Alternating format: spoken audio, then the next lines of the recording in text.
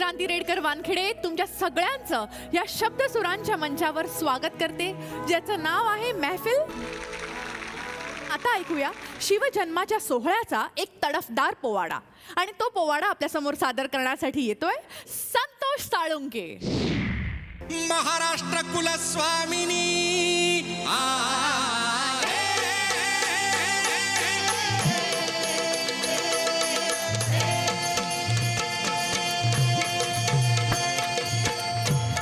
महाराष्ट्र कुलस्वामिनी शस्त्रधारिणी दैत्यमर्दिनी भवानी माय वंदितो आज.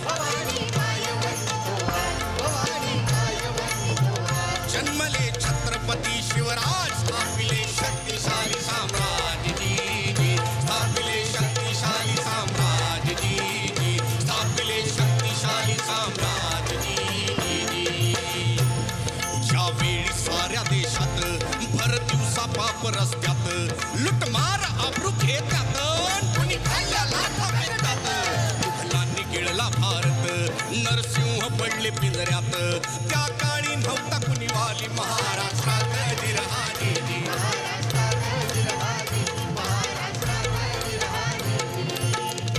आणि अशा या कठीण प्रसंगी मासाहेब जिजाऊ काय करीत होत्या. नवस मागते हात जोडून जिजा राजमाता.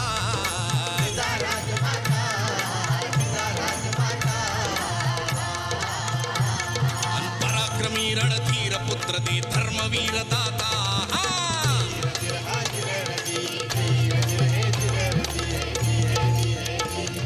हाक ऐकून प्रसन्न झाली शिवनेरी माता.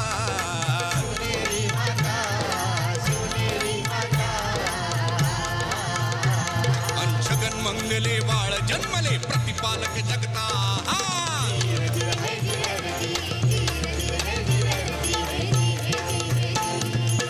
19 फेब्रुवारी 1630 रोजी मासाहेब जिजाऊंच्या पोटी एका तेज पुण्य बालकाचा जन्म झाला. आई शिवाई देवीच्या नावावरून बाळाचं नाव ठेवण्यात आलं शिवाजी.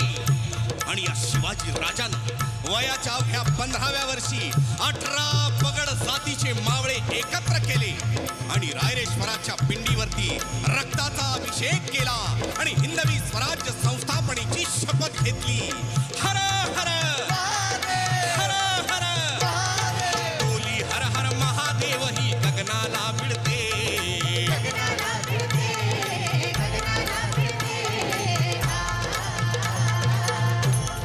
त्याग भक्तीचे निशान भगवे वरती फडफडते.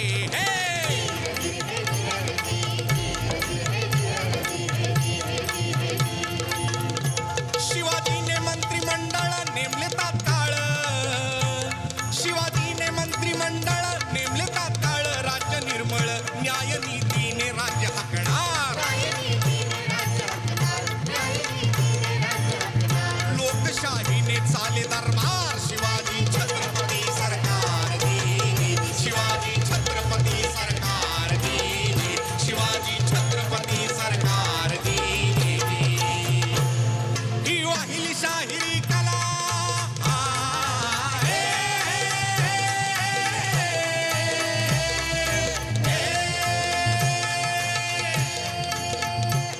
ही वाहिली शाहिरी कला राष्ट्रपुरुषाला शिवाजी राजाला ध्यानी मनी स्वप्नी स्मृती चित्तात. शाहीर कुंठिनाथ करी कवना. शाहीर संतोष गात कवड्यास जी, शाहीर संतोष गात कवड्यास जी, शाहीर संतोष गात कवड्यास जी. छत्रपती शिवाजी महाराज की.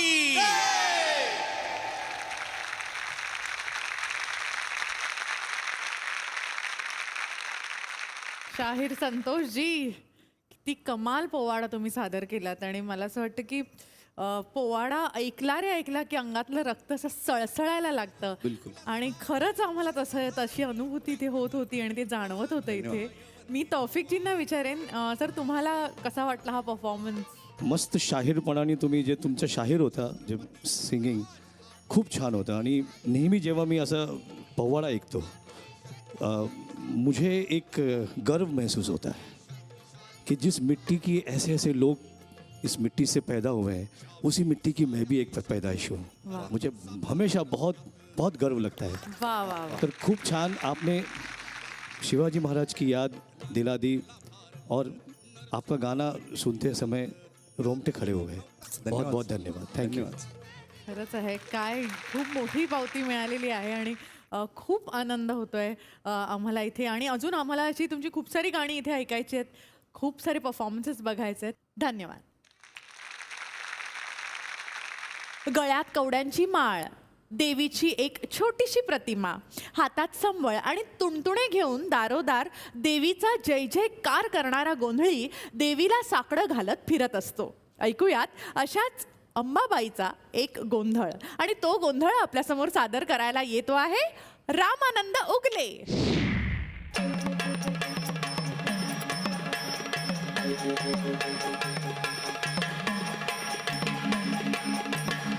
अंबाबाई लाड लाड ये ग,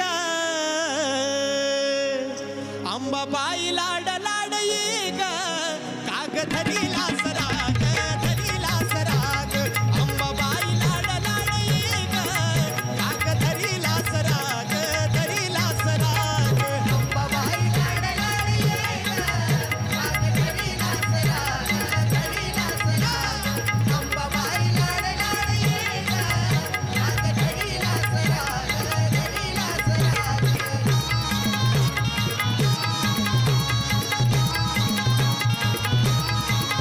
दुर्ग सत्वाची खरी अंबाबाई, तुझ्यासाठी मी आलो पायी पायी, तुझ्यासाठी मी आलो पायी पायी, तुझ्यासाठी मी आलो पायी पायी. दुर्ग सत्वाची खरी अंबाबाई, तुझ्यासाठी मी आलो पायी पायी, तुझ्यासाठी मी आलो पायी पायी, तुझ्यासाठी मी आलो पायी पायी. तू ग पुढं पुढं मी ग तुझ्या माग, काग धरीला सराग, धरीला सराग.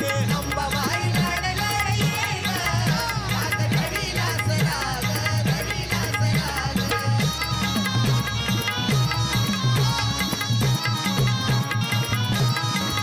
तुझ्या चरणाची लागली या गोडी, सोड मनाची अंबाबाई आढी, सोड मनाची अंबाबाई आढी, सोड मनाची अंबाबाई आढी. तुझ्या चरणाची लागली या गोडी, सोड मनाची अंबाबाई आढी, सोड मनाची अंबाबाई आढी, सोड मनाची अंबाबाई आढी. काग केला तू भक्ताचा त्याग, काग धरीला सराग, धरीला सराग. अंबाबाई लाड लाड ये ग, काग धरीला सराग, धरीला सराग. अंबाबाई लाड लाड ये ग, ये ग, ये ग, काग धरीला सराग, धरीला सराग. अंबाबाई लाड लाड ये ग, काग धरीला सराग. अंबाबाई अंबाबाई लाड लाड ये ग, काग धरीला सराग, उधा अंबाबाई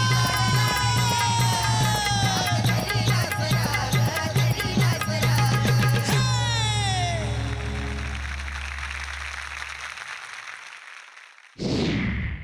सो आजचा जो आमचा हा एपिसोड आहे तो लोककलेला समर्पित आहे. म्हणजे इथे लोकगीतं सादर होत आहेत आणि अशा प्रकारचे परफॉर्मन्सेस आहेत. तुम्ही लहानाचे मोठे मुंबईमध्ये हो, झाला माझा जन्म मुंबईचाच आहे. अगदी. आणि तुम्हाला सुद्धा लहानपणापासून ही अशी गाणी किंवा लोकगीताशी संबंध आलाच असेल, लोकसंगीताशी सुद्धा. एकदम. सो ॲज अ परकशनिस्ट ह्या संगीताचा तुम्हाला कुठे फायदा होतो किंवा हे तुम्ही कसं वापरता तुमच्या परफॉर्मन्सेसमध्ये? एक्चुअली महाराष्ट्रन लोक संगीत से मैं बहुत प्रभावित हूँ. मला खूप आवडतो लावणी, लेझिम, फव्वाडा हे सगळे जे प्रकार आहेत. आणि ॲक्च्युली ह्या प्रकारचा मी उपयोग केला आहे. माझा एक अल्बम होता रिधून, ते 2000मध्ये आला होता. तेव्हा हा एक केशव बडगे म्हणून एक सिंगर होते, खूप ते आता नाही आहे पण ते खूप सिनियर सिंगर. त्यांच्याबरोबर बसून रिसर्च करून आणि त्यांनीच गायला आहे. फव्वाडा गायला, त्याच्यात लावणी गायली आहेत. आणि जी जी रे म्हणून एक मी अल्बम, ते एक ट्रॅक केला रिधूनमध्ये. वो एल्बम तो बहुत पॉपुलर हो गया क्योंकि उसमें बहुत अलग अलग प्रकार था, बिकॉज वो एक पहली बार इंडिया से एक non Bollywood, non thematic, non ghazal असा एक without any songs instrumental album मार्केटमध्ये आला होता. आणि त्याच्यात खूपशी वेगवेगळी गाणी होती. म्हणजे माझे वडील होते, जाकीरबाई होते, शंकर महादेवन होतात त्याच्यात, आणि दुसरे कलाकार पण होते. पण त्याच्यात जी जी रेजा हा ट्रॅक होता ना, हा एवढा पॉप्युलर झाला होता. म्हणजे चॅनल्सवर वाजवायचा, कॉलेजमध्ये लोक डान्ससाठी ते कोरिओग्राफ करायचे त्या पीसवर. आणि खूपसे म्युझिक डायरेक्टर्स जे मला नंतर भेटले ते पण मला खूप वेळा असंच बोलायचे की तुमच्या जे रिधूनचा जे जी रे आहे ना, त्याच्यातून आम्ही खूप म्हणजे इन्स्पायर्ड झालो आहे. तो वो मुझे बहुत लगाव है महाराष्ट्रन फोक म्यूजिक से पहले से, क्योंकि मैं बचपन में आमच्याकडे तेव्हा एकच चॅनल असायचं, डी नॅशनल, म्हणजे काय दूरदर्शन. तर सॅटर्डेला खूप मराठी फिल्म्स दाखवायचे. तो हम लोग बैठ के देखते थे. तो वो बैठ के देखने से मुझे वो संगीत इतना अच्छा लगता था ना, मराठी म्यूजिक जो था मुझे समजता नहीं था इतना, लेकिन मला खूप आवडायचा. आणि खूपशी गाणी मला पाठ पण आहे. म्हणजे खरोखर असं म्हणजे विथ वर्ड्स नहीं, पण ट्यून्स जो है ना वो मुझे बहुत पाठ हुई है. तो बचपन से और अभी तक मैं महाराष्ट्रन लोक संगीत जो दुनिया भर में पॉपुलर है उससे मैं बहुत प्रभावित होता हूँ. हाँ, और वो सैटरडे की फिल्म्स में मराठी फिल्म में लावणी पट होते थे. लावणी के जो फिल्म्स होते थे मला खूप आवडायचे ते बघायला फारच मजा यायची. ऍक्च्युली लावणी सिंगिंग काय असं सोपं नाही आहे, खूप मुश्किल है. तो मुझे वही लगता था कि ये कैसे मुड़कियाँ निकालते हैं लावणी में, जो इतना खींच के जो मारते हैं, जो एक लावणी ऐसी तान आती है, ऐसी मुड़की जाती है, कैसे आती होगी. तो बहुत इस पे मेरा विचार होता था हमेशा. आणि केशव बळगे जे आहे उनके साथ में मेरा बहुत बार डिस्कशन. माझे मित्र आहे विजय चव्हाण, त्यांची आई सुलोचना चव्हाण, त्यांच्याबरोबर पण मी काम केलेलं आहे. म्हणजे त्यांच्याबरोबर पण बसून मी खूप वेळा गप्पा करायचं की हे तुम्ही कसं घेतात, हे कसं असतं, हे फव्वाडा कसं असतं, हे गवळा. तो मुझे अच्छा लगता है. इसलिए नहीं क्योंकि मैं महाराष्ट्र से हूँ. मुझे ये लगता है, मैं तुम्हाला सांगतो, महाराष्ट्र लोक संगीतमध्ये maximum number of percussion instruments है. तुम्हाला माहिती आहे का? जे फोक म्यूजिक है, आप गुजरात का ले लीजिए, साउथ का ले लीजिए, जो मैक्सिमम नंबर ऑफ फोक के इंस्ट्रूमेंट्स हैं, आप गिनने जाएंगे ना तो आप गिनती भूल जाएंगे. इतने फोक इंस्ट्रूमेंट्स हमारे महाराष्ट्र से. वाह वाह, क्या बात है, वाह. अच्छा, तुम्हाला एखादं मराठी गाणं किंवा असं एखादं लोकसंगीत जे एखादं गीत आठवत असेल तर? नहीं, मी काय गाऊ नाही शकणार, मी काय सिंगर नहीं है. म्हणजे मुझे गाना पे आप अगर कहेंगे तो आधी ऑडियन्स भाग जाएगी. नहीं. मला खूप आवडायचा तो गाणं, म्हणजे निंबोडीचा झाडा मागे चंद्र झोप बाई. वो मैं जब भी सुनता हूँ ना, तो मैं बचपन में, मेरा बेटा जब छोटा था तो मैं ये उसको खुद ही अपनी आवाज में ऐसे गा के सुनाता था. वो सो जाया करता था. मतलब ये गाने का मतलब मेरे सिंगिंग का कुछ लेना देना नहीं है. गाने की पावर है, गाने की ट्यून में इतना पावर है, उसके शब्दों में इतना पावर है. येस. तो ये मुझे बहुत पसंद है. सुंदर अंगाई गीत आहे ते. आणि मला असं वाटतं की प्रत्येक आईचं खूप आवडतं गीत आहे तिच्या बाळासाठीचं. एकदम. सो ग्लोबल ड्रम प्रोजेक्ट जी, हा जो अल्बम आहे त्याला ग्रॅमी मिळालं आणि तुम्ही त्या अल्बमचा एक सगळ्यात महत्त्वाचा भाग होता. तर काय सांगाल त्या अल्बमविषयी? एकतर मी म्हणजे माझं सौभाग्य आहे की मी जाकीर भाई आणि मिकी हार्ट म्हणजे एक फेमस ड्रमर आहे अमेरिकाचे, आणि जाकीर भाई या दोघांनी मिळून हा अल्बम केला होता, ग्लोबल ड्रम प्रोजेक्ट, ज्याच्यात मी 4-5 गाणी मी योगदान दिला होता. तो इस एल्बम को ग्रैमी मिला, ये बहुत बड़ी बात है. मतलब इन द सेंस कि मैं इतने बड़े एक एल्बम का हिस्सा रहा हूँ. तो मुझे अभी भी याद है, जाकिर भाई आए थे, उन्होंने कहा कि भाई हम लोग एक एल्बम कर रहे हैं, मिकी हार्ट और मैं, तो तुमको उसमें थोड़ा सा करना है, तो मैं तुम्हें गाने भेजता हूँ और तुम उस पर अपनी तरह से कुछ जो भी करना है तो कर लो. तर त्यांनी मला ट्रॅक्स पाठवले आणि त्या ट्रॅक्सवर मला जे वाटलं, कुठे कुठे मी वॉइस परकशन्स केला, कुठे मी जेम्बे वाजवलं, कुठे मी ढोल पण वाजवला, कुठे टिम्बाली कॉन्गा सगळं, और मैंने उनको भेज दिया. मुझे लगा कितना यूज़ करेंगे मुझे पता नहीं है, लेकिन काफ़ी पीसेस में मेरा बहुत महत्वपूर्ण, मुझे उन्होंने साउंड्स यूज़ किए हैं. अच्छा. मेरा बजाना यूज़ किया है. तो मेरे लिए ये एक बहुत ही लकी रहा कि इस एल्बम का मैं एक हिस्सा हूँ. ये एल्बम मिकी हार्ट और जाकिर भाई जी का है और मैंने इसमें एक छोटा सा रिदमिक योगदान दिया है, बस यही है. नाही नाही सर, मला असं वाटतं की तुम्ही खूप मॉडेस्ट आहात, कारण की मला असं वाटतं की छोट्यातली छोटी गोष्ट असते तीच एका मोठ्या गोष्टीला जन्म देते, आणि तुमचं जे त्यातलं योगदान आहे ते खूप मोलाचं आहे, आणि we are so proud of you. आणि काय आहे ना की आम्ही जेवढं करतो आम्हाला असंच वाटतं की आम्ही काहीच नाही केलं आहे. कारण आमचे वडील उस्ताद अल्लाह रखा अब्बाजी, आम्ही सगळे त्यांना अब्बाजी म्हणायचे. हां वो हमेशा यही एक बात कहते थे कि जिस दिन तुम ये समझ लोगे कि तुम उस्ताद बन गए हो, मतलब तुम अपना हां, बंद ही कर दो काम. खरंय खरंय. उस्ताद हमेशा अपने आप को एक अच्छा स्टूडेंट बनाए रखो, खरं. तभी सीखने की इच्छा हमेशा एक जागरूक रहेगी. खरं. तो इसलिए मुझे यही लगता है कि मैंने अभी जो भी किया है ना, अभी शुरुआत है, बहुत करना है मुझे, बहुत करना है. भारत स्वतंत्र झाला होता, पण तरीही अजून संयुक्त महाराष्ट्राचा लढा हा सुरूच होता. भाषावार प्रांत रचना असावी, मुंबईसह अखंड महाराष्ट्र मुक्त व्हावा, ह्यासाठीचा हा लढा होता. आणि या लढ्यामध्ये मुख्य सहभाग होता तो महाराष्ट्रातल्या कामगार वर्गाचा, कारण कुठलाही समाज हा त्या कामगारांशिवाय पूर्ण नाहीच होऊ शकत. आणि जेव्हा हा कामगार पेटून उठतो, स्वतःचं घरदार विसरून विद्रोहाची आग पोटात घेऊन अन्यायाच्या विरुद्ध लढा द्यायला लागतो, तेव्हा संयुक्त महाराष्ट्राची गुढी उभारली जाते. ह्या कामगार वर्गाला अन्यायाविरुद्ध लढा द्यायला ज्यांनी आपल्या कलेमधून पेटवलं असे शाहीर अण्णाभाऊ साठे. ऐकूयात त्यांचीच एक छक्कड, आणि ती आपल्यासमोर सादर करण्यासाठी येतो आहे अभिजित कोसम.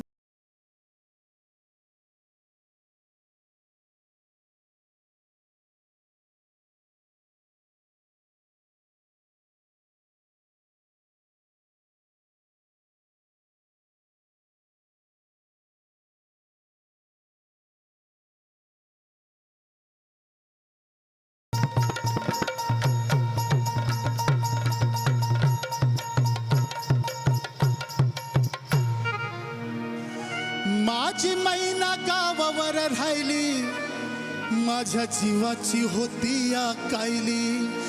ए माझी मैना गावावर राहिली, माझ्या जीवाची होती या कायली.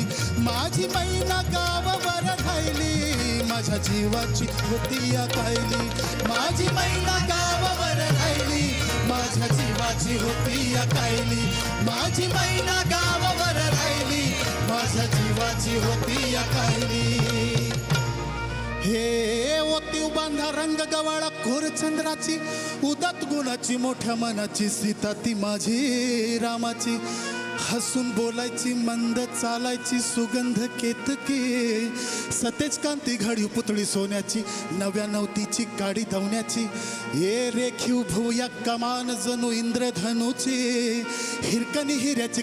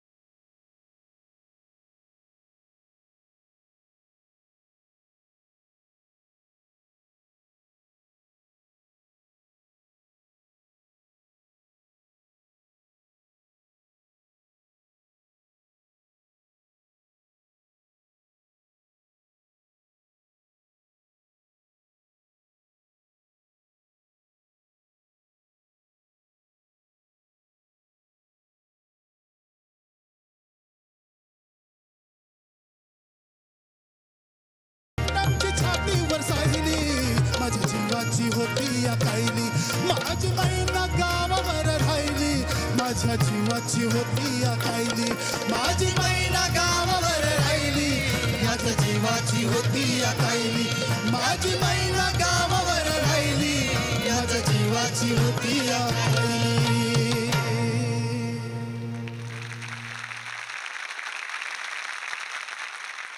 तौफिकजी, आज लोकसंगीतातले अनेक प्रकार आम्ही आपल्याला ऐकवले.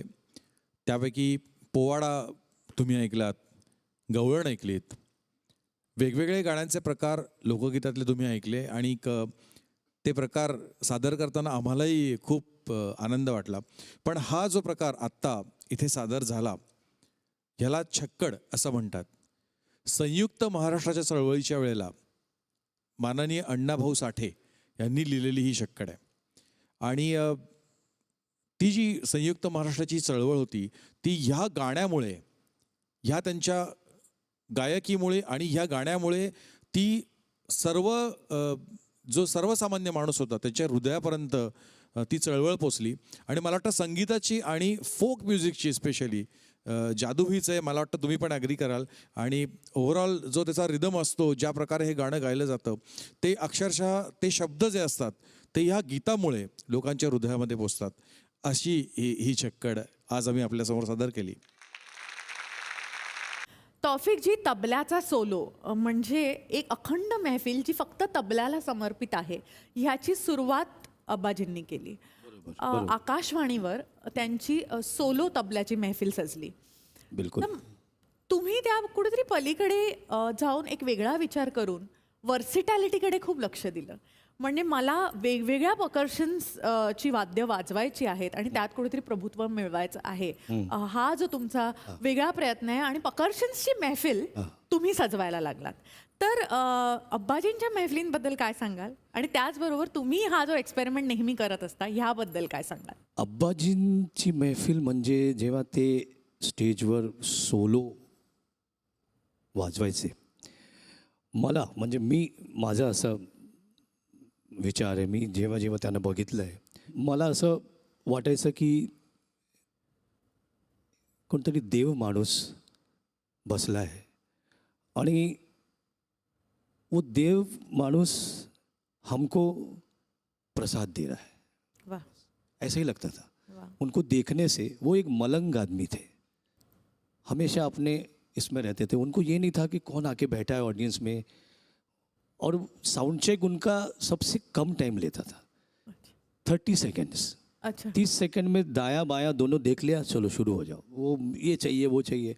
उनको अपने ऊपर पूरा भरोसा था कि मैं जो बजाऊंगा मेरा मालिक है, वो मुझे ले जाएगा. वाह. तो ये बहुत बड़ी बात है. हम लोग आजकल एक एक घंटा साउंड चेक में लेते हैं और फिर भी वो कुछ नहीं कर सकते हैं. तो ये बहुत मैंने देखा है उनको. और माझं असं होतं की मी काय आहे ना की मेरे लिए तबले का A to Z ख़त्म हो गया था. A फॉर अल्लाह रखा, Z for Zakir Hussain, finish. अभी मेरे लिए कुछ नया करना था, मुझे कुछ नया करना था. खोज नहीं, एक नया इंस्ट्रूमेंट, एक नया बाज, एक नई लैंग्वेज, क्योंकि वो लैंग्वेज ख़त्म हो गई थी मेरे लिए. करेक्ट. इसलिए मैंने तबले का जो है वो अलग अलग वाद्यों पे मैं कैसे कर सकता हूँ, एक नई लैंग्वेज मुझे चाहिए थी जिससे कि मैं लोगों तक पहुँच सकूँ. तभी मुझे ऐसे लगा कि लोग मुझे भी जानने लगेंगे, क्योंकि ये तो ख़त्म हो गया है ना, अभी इसके आगे कहाँ जाएगा आदमी. बिकॉज जाकिर भाई जो लेके गए हैं, हम लोग देखते थे अच्छा अब्बा जी तबले को वहाँ ले गए. अब जाकिर भाई जहाँ ले गए वो तो दिखता ही नहीं है एक्चुअली, कहाँ गए वो ही नहीं दिखता. तो अभी हम कुछ नया करें फिर, ताकि हम लोगों के सामने आ सके. मतलब ये डर के मारे नहीं था, इसलिए नहीं था क्योंकि मुझे डर है कि भाई कि मैं वहाँ जाऊँ, मुझे वहाँ तो कोई नहीं पहुँच सकता. लेकिन एक इस चीज़ को मैं अलग तरीके से, अलग वाद्य से, अलग प्रकार से लोगों के सामने ला सकता हूँ, इसका एक जिद था और इसका मुझे भरोसा भी था कि मैं ये लाऊंगा ज़रूर. और अब्बा जी के आशीर्वाद से वही रहा कि मैं तबला सोलो जैसे होता है वैसे जेम्बे सोलो करता हूँ लहरे के साथ, एक एक डेढ़ घंटा. तो ये मेरे अब्बा जी का ही आशीर्वाद है कि मैं ये कर पाता हूँ. क्योंकि उन्होंने एक मुझ पे भरोसा, वो एक प्रोग्राम में भी आए थे, 1-2 प्रोग्राम में जहाँ मैंने ड्रम्स बजाए, कॉन्गास बजाए, तो उन्होंने किसी से कहा ये तो मेरा ही बजा रहा है, वाद्य अलग है, जो बजा रहा है वो मेरा ही है.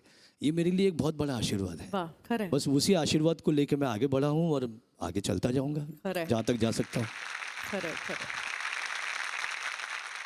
तौफिकजी, मुंबई स्टॅम्प ओह, ह्या बँडची निर्मिती कशी झाली?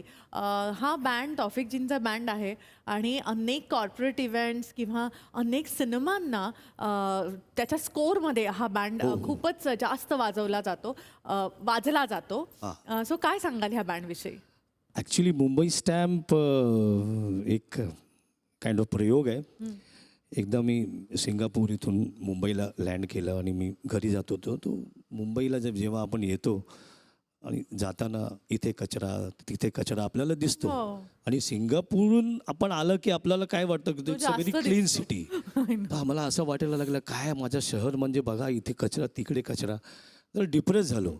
आणि जाताना असं डोक्यात आलं की डिप्रेस कशाला व्हायचं, आपण काहीतरी करावा.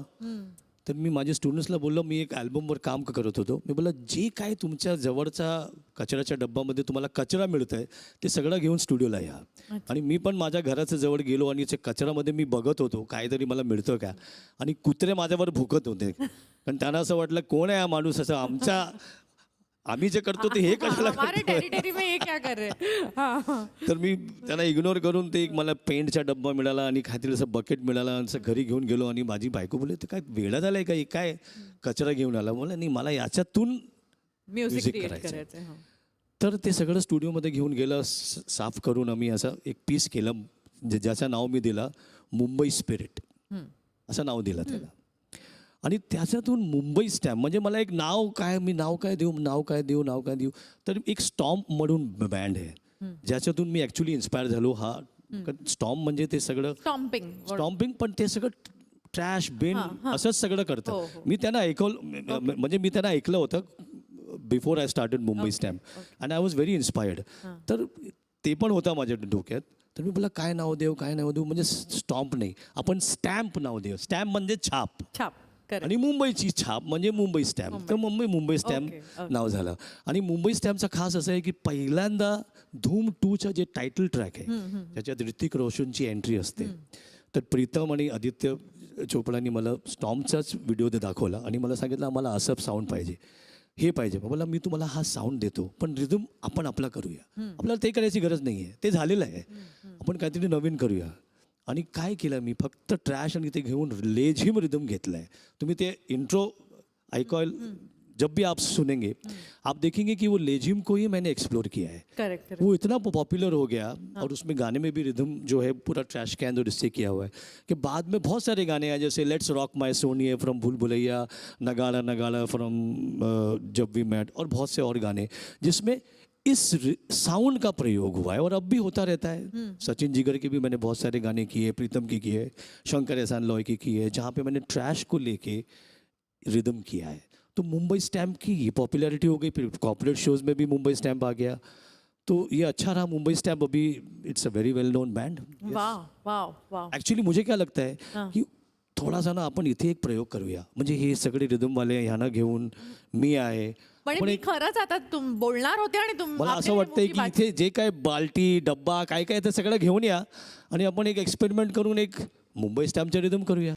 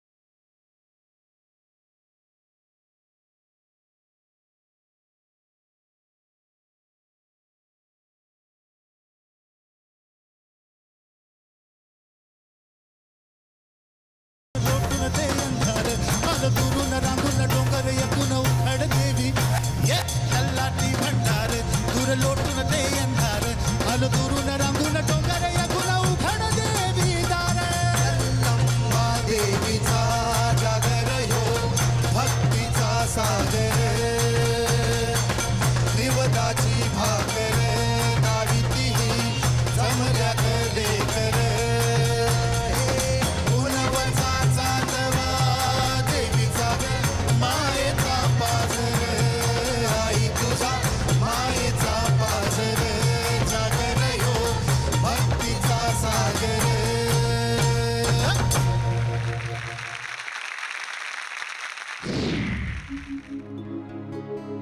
रूप घेऊन म्हाताऱ्याच राखी बानूच्या मेंढराला असून जेजुरीचा राजा गेला बानूच्या वाड्याला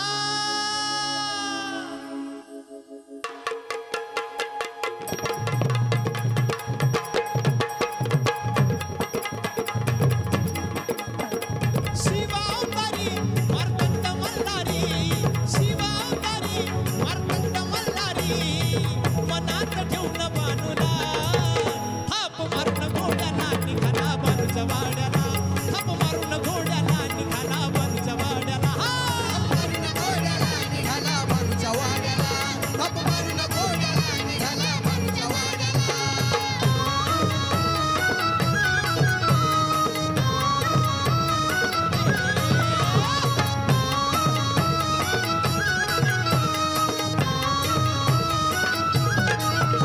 अशी नारदाची वाणी देवाच्या पळतकानी अशी नारदाची वाणी देवाच्या पळतकानी कळ लावली नारदानी डाव चिखली माळसारानी डाव चिखली माळसारानी डाव चिखली माळसारानी डाव चिखली माळसारानी डाव चिखली माळसारानी अशी नारदाची वाणी देवाच्या पळतकानी कळ लावली नारदानी डाव चिखली माळसारानी देव झाला म्हातारा फट पडली जोड्याला देव झाला म्हातारा फट पडली जोड्याला राहण डोंगर पाड्याला थाप मारून घोड्याला निघाला बानूच्या वाड्याला थाप मारून घोड्याला निघाला बानूच्या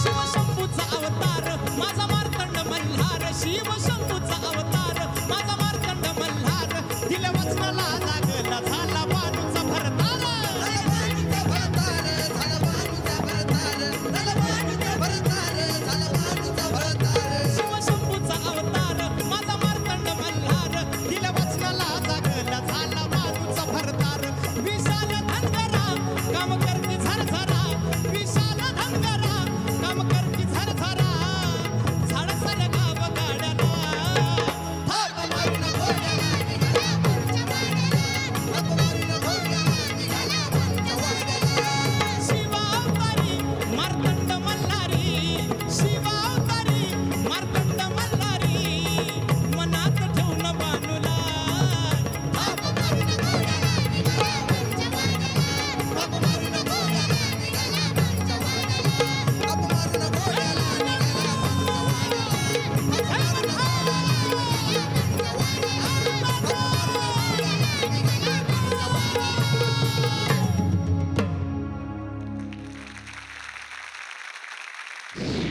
तौफिकजी मला एक आम्हाला सगळ्यांनाच पडलेला एक प्रश्न असा आहे की काय? सगळेच जण आम्ही रियाज करत असतो हो. तुमचं वादन ऐकतो उस्ताद जाकीर हुसेन यांचं वादन ऐकतो त्या लेवलला ते वादन रियाजानी नाही पोचू शकत असं अनेक वेळेला आम्हाला वाटतं. तो काय फॅक्टर असतो ज्याला आपण एक्स फॅक्टर म्हणू शकतो की जो ऑलवेज एका कलाकाराला त्या उंचीवरती नेतो असं तुम्हाला वाटतं? मला असं वाटतंय की रियाज खूपच म्हणजे जरुरी आहे. पण आपण काय असतं ना की पुराणी लोक म्हणायचे की 10-10 तास 12-12 तास, पण ते 10-12 तास फक्त वाजवायचं रियाज नसायचं. लिस्निंग इज ऑल्सो अ रियाज. आणि विचार करणं ते पण एक रियाज आहे की आज मी काय ताल शिकलं किंवा काय राग शिकलं त्याचा विचार करणं, तालचा विचार करणं, तालचे जे बोल आहे त्यांचा रियाज करायचं, म्हणजे चक्करदार आहे, तुकडे आहे, त्यांना पाठ करायचं, ते पण एक रियाज आहे. म्हणून 10-12 तास 15 तास आणि किती वेळा ते रियाज करून जायचे दुसऱ्या उस्तादना ऐकायचा, कारण तो पण एक रियाज आहे. आम्हाला खूपसं संगीत ऐकून आलं आहे, म्हणजे रागदारी मी कोणाकडून शिकलेली नाही आहे. म्हणजे मला रागची पकड येते कारण मी लहानपणापासून मोठे मोठे उस्ताद विलायक खान साहेब, पंडित रविशंकर, इकबाल खान साहेब, शिवजी, हरिजी यांना ऐकलं आहे. तो राग मला कोणी शिकवलेलं नाही, पण हा राग काय आहे, यमन आहे किंवा मालकोन्स आहे किंवा बिहाग आहे मला कळतं. ऐकलं की 4-5 नोट ऐकलं की आम्हाला कळतं. Correct. हे सगळं ऐकून झालं आहे. म्हणजे कानसेन पण तुम्ही असावं अपने को होना चाहिए. और रियाज जो है ना तो हमारे जाकिर भाई वही कहते हैं और मैं भी उसमें विश्वास रखता हूँ कि उनको किसी ने पूछा कि आप कितना घंटे रियाज करते थे. बोले देखिए मैं क्वांटिटी रियाज नहीं किया हूँ, क्वालिटी रियाज किया हूँ. वाह ये वाह बहुत ज़रूरी है. वाह. क्वांटिटी ज़रूरी नहीं है, 7-8 तास नहीं वो करो, आप करना है तो, लेकिन वो करने में आपका क्वालिटी क्या आ रहा है वो देखो पहले. साफ निकल रहा है कि नहीं बोल, जो तिरकिट है, धा है, करेक्ट आ रहा है कि नहीं आ रहा है, उसका आप ऊपर जाके अभी आप बजा ऊपर जाकर खाली ना सुनाई दे रहा है, ऐसा नहीं होना चाहिए. जो बोल है करेक्ट सुनाई देना चाहिए कोई भी स्पीड पे. और पिताजी एक बहुत अच्छी बात कहते थे, बोले बेटा क्या है कि रियाज तो बहुत ज़रूरी है, वो तो करना ही है, लेकिन जो खूबसूरती और सफाई बोलों में होनी चाहिए, एक नादिन दिन ना ठेका से भी सामने वाले का सर हिलना चाहिए. वाह वाह वाह वाह. सिर्फ नादिन दिन ना, लेकिन सामने वाले आदमी को वो यहाँ लगना चाहिए कि अरे क्या नादिन दिन ना है. क्या बात आहे. तौफिक जी, अनेक मुलं अशी आहेत महाराष्ट्रामधली की ज्यांच्या घरी संगीत नाही आहे, पण त्यांच्या पालकांना असं वाटत असतं की माझ्या मुलांनी किंवा मुलींनी संगीत क्षेत्रात यावं, तबला शिकावा. हो. त्यांच्यासाठी त्यांना जेव्हा कळत नसतं पालकांना की हा मुलगा बरोबर वाजवतोय का नाही, काय एजमध्ये त्यांनी तबला शिकावं असं तुम्हाला वाटतं? 8 वर्ष करेक्ट आहे, कारण हात जरा डेव्हलप होऊन जातात, म्हणजे फिंगर्स थोडे स्ट्रॉंग होतात. तुम्हाला एक छोटासा किस्सा सांगतो. अब्बाजीने जेव्हा शिकायला सुरुवात केली, महात्मा गांधी स्विमिंग पूलमध्ये तबलाची क्लास सुरू केली, तेव्हा खूपसे लोक, he was available to everybody, तर खूपसे लोक यायचे, बसायचे, ते त्यांच्याबरोबर बोलायचे. तर एक माणूस आला आपलं 8 वर्षाच्या मुलाला घेऊन. तर अब्बाजीला सांगितलं, याला तुम्ही शिकवतात का? बोले हो जरा बजा के दिखाओ. तो उसने बजाया. हाँ अच्छा है, थोड़ा ठीक है, थोड़ा हो जाएगा, इसको एनरोल कर लो, मुझे कहा. तो उसका नाम मैं ले रहा हूँ. त्याच्या वडिलांनी अब्बाजींना विचारलं, खान साहब ये कितने साल में जाकिर भाई जैसा बजाएगा? तर अब्बाजीने असं बघितलं माझ्याकडे, बघा हे आहे, आणखीन एक मुलगा आहे माझा, मुझे ये नहीं पता कि ये जाकिर की तरह कब बजाएंगे, तुम्हारे बेटे का तो पूछो ही मत. क्या बात है. वाह वाह. मतलब कुछ लोग ऐसे सवाल कर देते हैं कि ये लता मंगेशकर जैसा कितने सालों में गाएगी. अरे ये कमाल है यार, ऐसा नहीं उसको अपनी तरह गाने दो ना उसको. तो ये पेशेंस बहुत ज़रूरी है जब आपको किसी को म्यूज़िक सिखाना है. तो मैं इतना ही रिक्वेस्ट करूँगा कि पेशेंस रखिए, उसको अपना रास्ता चलने दीजिए. वो 5 साल में भी हो सकता है, 10 साल में भी हो सकता है, कितने भी साल में हो सकता है. तो बस संगीत जो है ना वो मैं अब भी सीख रहा हूँ, मैं इतना बोल सकता हूँ बस. वाह वाह वाह, क्या बात है. वाह. धन्यवाद.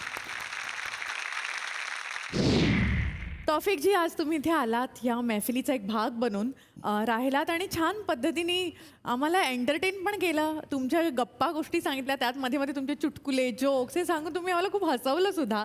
तुम्हाला कसं वाटलं? मला खूप छान वाटलं इथे येऊन, एवढे छान सिंगर्सला मला ऐकायला मिळालं. और ख़ास बात ये है कि आप लोग जो लोक संगीत और दूसरे तरह का जो संगीत लोगों के सामने ला रहे हैं, ये बहुत बड़ी बात है. इसको आप कायम रखिए, कंटिन्यू करें, तो मेरी शुभेच्छा है. थँक्यू अविनाश जी की तुम्ही मला विचारला या प्रोग्रामसाठी. I am really thank you very very much. Thank you. Thank you sir. लोककले दिवाळीला मानवंदना देणारा हा आजचा आमचा मेहफिलचा एपिसोड इथेच संपतोय. सो बघत राहा तुमचा आवडता कार्यक्रम मेहफिल.